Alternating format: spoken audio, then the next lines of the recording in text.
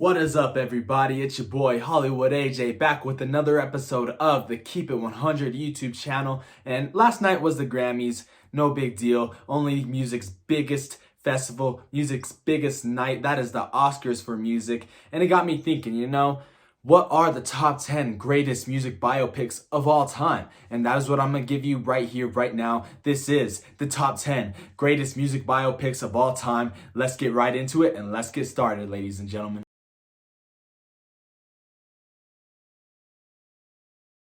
I'm going to be basing these films off of IMDb scores, Rotten Tomatoes scores, box office numbers, and most of all, my sheer opinion. I keep it 100. I am not going to lie to you guys, and I am just going to tell you these films are not only some of the greatest music biopics of all times, but they are listed as some of the best movies of all time. And I am excited to share my list with you. So without further ado, here is number 10.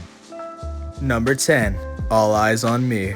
All Eyes on Me is about the story of Tupac Amaru Shakur. It came out in 2017, and although it didn't do good on IMDb, getting an average rating of 5.9 out of 10 and got a whopping 18% on Rotten Tomatoes, it was widely considered one of the most popular movies of 2017, and like a lot of these movies on this list, it was one of the most highly anticipated films of all time and of that year. Its budget was $40.5 million.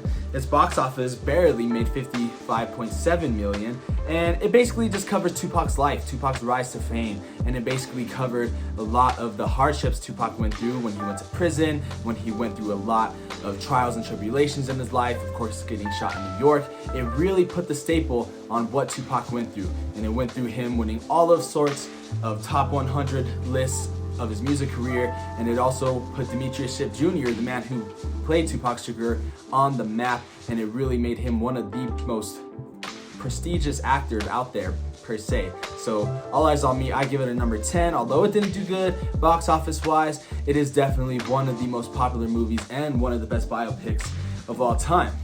They got Tupac spot on, they got Suge Knight spot on, all of the characters are spot on. They even had the man who played Biggie in the Notorious film playing himself as the Notorious B.I.G., which is truly astonishing. I love how they brought him back, and I'm just excited that we were able to get Tupac Story out 100%.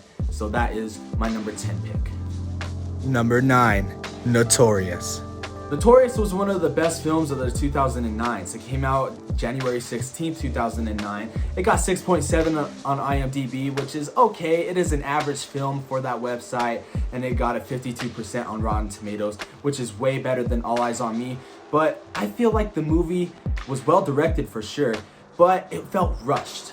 It was made in the 2000s, but I felt if it was made during the time that All Eyes on Me came out, or Straight Outta Compton came out, it could have been a much better movie. Now, I felt that they picked the right characters as well. It put Jamal Woodard on the map for sure. He won a BET nominee award for Best Actor. The movie was made 12 years after Biggie Small's death, which is truly something insane. They really put on a great show. Jamal Woodard was spot on with Biggie's voice, he was spot on with Biggie's songs, and I think with a lot of these films, they have to make, these characters and these actors have to make the tracks all themselves. I think another film did that, but this film was a true example of how Biggie's songs were remade by Jamal Woodard. And like I said, it just felt rushed. If it was made back in the 2010s, it would have been a much better film for sure. But it made my list.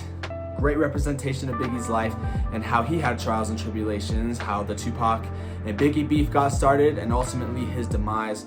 That was sadly spot on, but it was good enough to make this list, and in my opinion, it can be remade, and it can be better if they remade it, hopefully, in this 2020s decade. Number 8, Rocket Man. Elton John is probably one of Britain's most popular celebrities. He came out with so many double platinum albums, so many hit singles, that he just reached his peak back in the 80s, 90s, even the 70s at a time. But he was good enough to make this list. Not only did he get his film, Rocket Man, got a 7.3 on IMDb, which is really good. Not many films get a 7 on any platform, but on IMDb, that's how you know this is a great film. And it got an 89% on Rotten Tomatoes. That is very good as well. It stars Taron Egerton, He is spot on. He not only looks like Elton John in this film, but he does a great job of impersonating almost every live concert scene in that film. He does a great job of talking like Elton John. He does a great job of basically being a drunk at times and being somewhat of a drug addict. As we all know, Elton John was on some crazy stuff back in the day. Let's not forget that. It was a cultural phenomenon, especially back when the British people were getting to know of Elton John for sure. But this was a cultural phenomenon, especially coming out in 2019.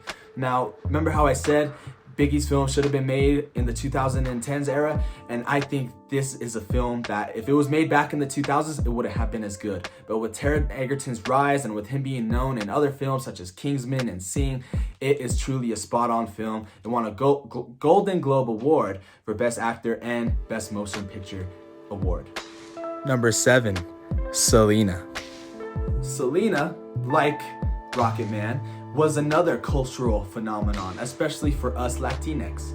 We love Selena. I mean, who doesn't clean the house listening to Selena, and who doesn't go to a baile and hear one Selena song? I mean, she is the embodiment of what it takes to be a Latin star, a Latina star, and there is nobody else like her. Maybe Camila Cabello is close, but Selena is just on a completely different level. And I just cannot even stress how good this movie was. It didn't get good of ratings on IMDb, 6.8 out of 10, got 65% on Rotten Tomatoes. But the fact that it was such a cultural phenomenon and really put Latinx artists and Latinx actors on the map is what made it such an outstanding film. J-Lo's breakout performance in my eyes as well. She really had a bounce back role in this film. Of course, she has had some duds as films, but this is probably one of her most widely popular roles of today. And it tells the truth about what happened. And in my eyes, I think this movie is better than the Selena docuseries on Netflix. A lot of people have been throwing hate on the Selena docuseries on Netflix, including myself. But many people are like, oh, you can't compare the movie to the series. I am though, and I think the movie is way better. It tells more of the truth. It tells more of Selena's rise to fame. Whereas the docuseries, I feel it takes away from a lot of Selena's accolades, and I feel like it drags on. And you know it drags on when they're having a season 2. But Selena was so good and so popular that it earned the number 7 spot on my list. Number 6, The Dirt. The Dirt. Who doesn't love 80s rock and roll? This Netflix film about Motley Crue is probably one of the best biopics out there, and it is very much slept on for sure. It stars MGK and many other widely known actors, but in my eyes, this is MGK's best film. Although you're gonna be like, man, MGK in a film, I can't really see that. Well, I think this really was his breakout role, and it can only open the door to many other big films in his future.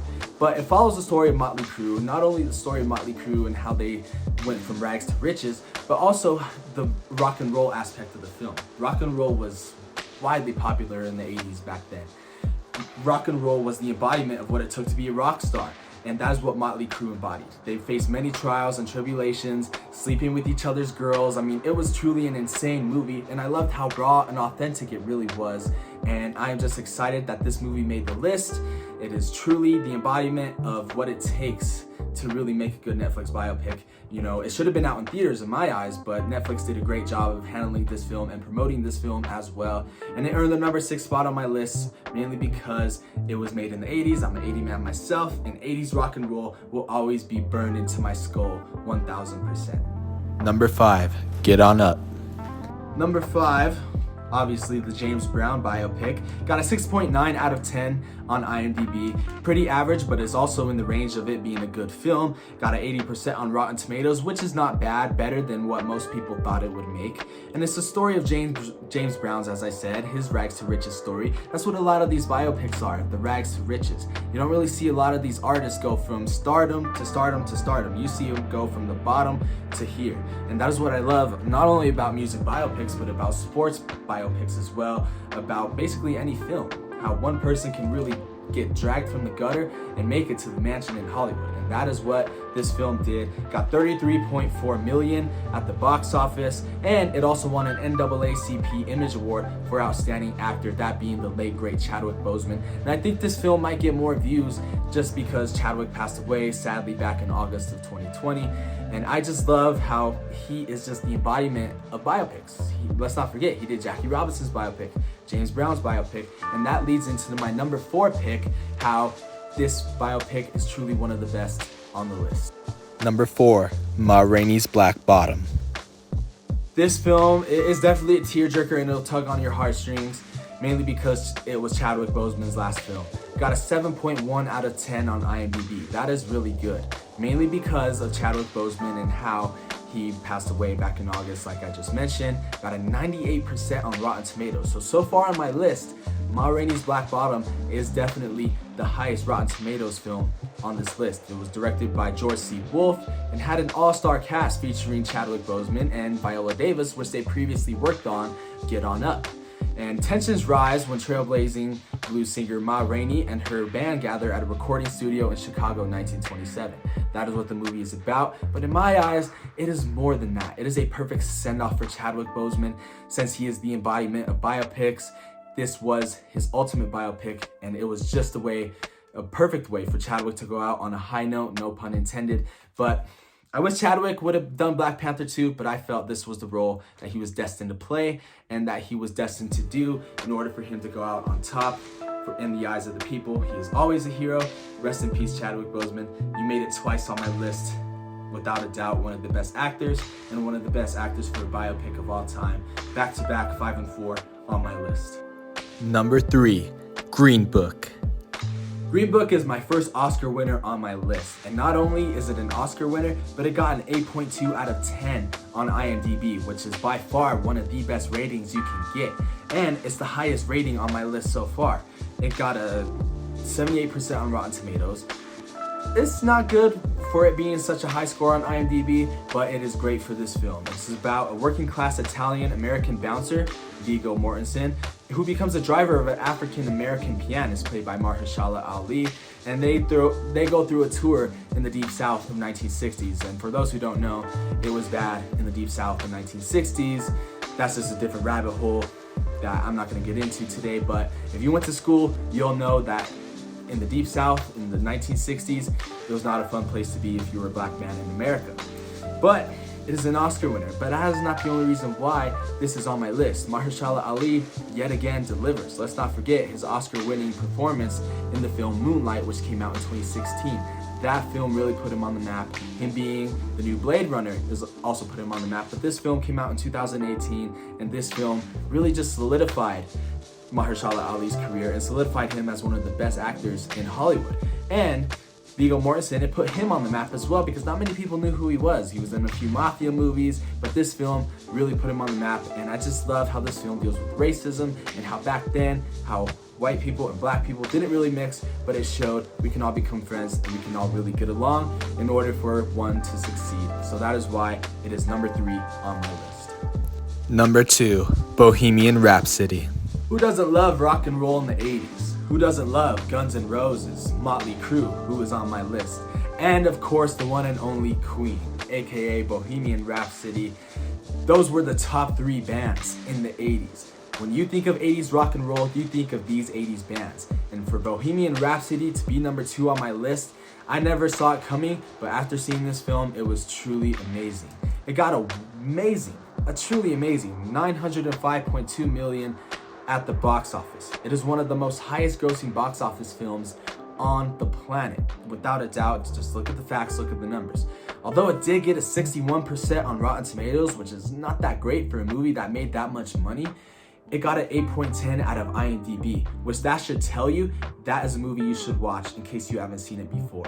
It stars Rami Malek, who got his first Oscar off of this film. This movie catapulted him into fame because he played Freddie Mercury, so very well. He played Freddie Mercury to a T, and remember how I brought up how the new actors of today that depicted these icons in the films had to re-record the music. Well, Rami Malek did an outstanding job, not only sounding like Freddie Mercury, but acting like Freddie Mercury. And not only acting like Freddie Mercury in the film, but on stage as well. And that can only get better. And that'll just open the doors like it would for MGK, for Rami Malek to be just one of the best actors of all time. And this film was widely hyped and extremely popular in my city. Many people were telling me, you gotta see it, it's my favorite film. It's about, Queen. If you love Queen, this is a movie to watch. So that is why it made my list, mainly because of the numbers it pulled in and because it was widely popular throughout the people's eyes. It's many people's favorite films, and I suggest you go watch it for sure. Number 1, Straight Outta Compton. I'm not just saying this because they're my all-time favorite group and this is one of my all-time favorite movies of all time, but this pick is coming straight from the heart. Forget money, forget numbers, forget attributes. This to me is my number 1 pick, mainly because it's rawness and authenticity. Of course, Straight Outta Compton is about the rise and fall of the infamous rap group NWA. It follows the lives of Eazy-E, Ice Cube, Dr. Dre, MC Ren, and DJ Yella, and it follows their rise to fame and how basically their rawness and authenticity put them on the map for all cultures worldwide. And mainly because back in the 80s, you only think of rock and roll basically. You only think of classical music in the 80s. But when you think of gangster rap, NWA was a group that really paved the way for other artists throughout all of music. NWA created gangster rap arguably, and NWA was the focal point of the 80s, late 80s and early 90s. Their stardom was through the roof. Their numbers were through the roof. They had albums multi-platinum. They had singles multi-platinum. And let's not forget the infamous Detroit shootout that happened where they sung "Fuck the Police," and that is where they really got their fame. After that one song, they got their fame from the FBI, DEA. It seemed like everybody was going after NWA back in the 80s. But they were showing that their art is a reflection of their reality. Not many people back then knew what it was like growing up in Compton. Not many people knew what it was like facing police brutality. And I feel like in this film, it does a great job of not only diving deep into the culture of the 80s and the trends that were going on in the 80s, but it also dived really deep into the racism and the police brutality in the 80s. And how basically, when you're an up-and-coming artist, you cannot really shake that image, especially being black or especially being brown. Now, of course, Straight Outta Compton, number-wise, it did $201.6 million at the box office, and worldwide, it did way more. Got a 7.8 out of 10 on IMDb, which anything above a 7.5 is extremely good. It's almost Oscar-worthy. And they got nominated for an Oscar for Best Script, which is extremely rare for music biopics to be nominated in that category for an Academy Award. And they got an 87% on Rotten Tomatoes. And here's another point. Back in 2015, you only thought of 2 movies. That was Fast and Furious and Straight Outta Compton. Those were probably the most highly grossing films of that year, no doubt about it. Just look at the facts. But also, there weren't that really many music biopics out back then. Of course, you have all these other picks that I named on my list, but back in 2015, the numbers that Straight Outta Compton pulled, I mean, man, those numbers were unprecedented for a music biopic. I mean, not many people thought this movie was gonna pull in the numbers that it did. And another fun fact for you, this film has one of the most F-bombs in all cinematic history. It is probably, I think, number 4 on the list that uses the most F-bombs. That is insane, and I love it. I love the rawness and authenticity and how it really dives into the 80s for this film. And to me personally, like I said, the most highly anticipated film. I remember going to the movies in 2015 to see this film. I was only 15 years old, so I went with my parents, of course. I wasn't old enough to get in by myself, but I remember going and man, everyone was there.